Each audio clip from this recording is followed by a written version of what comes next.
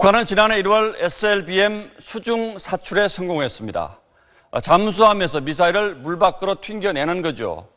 이 과정, 그러니까 엔진을 점화하지 않고 미사일을 튕겨내는 과정을 콜드 론치, 그리고 물 밖으로 나온 다음에 엔진을 점화해서 목표 지점까지 날려보내는 것을 핫 론치라고 하는데, 이번 실험 결과를 보면 북한의 SLBM이 획기적으로 발전한 걸로 보입니다. 지금까지의 시험 발사에서는 비행거리가 길어야 30km 정도였는데 이번에는 500km까지 늘어난 겁니다. 더구나 이번의 경우는 이 고각 발사를 해서 그랬던 거고, 발사각을 좀 낮추면 2000km까지 날려보낼 수 있을 거란 분석입니다. 김흥수 기자가 보도합니다. 북한은 SLBM을 정상 각도보다 높은 고각으로 발사하는 방식으로 사거리를 500km로 제한했습니다. 정상 각도로 쏘면 고도가 최대 300-400km 정도인데 고각으로 쏴서 고도를 그보다 훨씬 높여 사거리를 줄인 겁니다.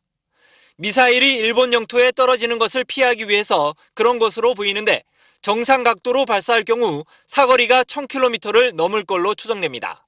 특히 고체 연료를 쓰고 추진체 1, 2단의 단분리도 정상적으로 이뤄진 것으로 보여 연료를 가득 채울 경우 사거리가 2000km를 넘을 것으로 군 당국은 판단하고 있습니다.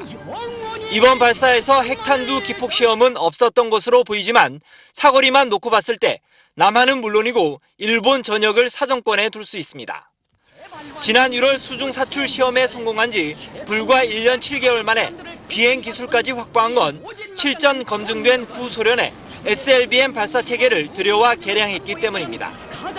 러시아의 R-27을 기본으로 발전시켰기 때문에 수백 발을 다 비행 시험 거친 거예요. 그 기술을 기반으로 했기 때문에 북한은 SLBM은 거의 완성 단계로 볼 수 있습니다. 지난 6월 시험 발사에 성공한 무수단 미사일도 같은 구소련제 SLBM을 개량한 것입니다.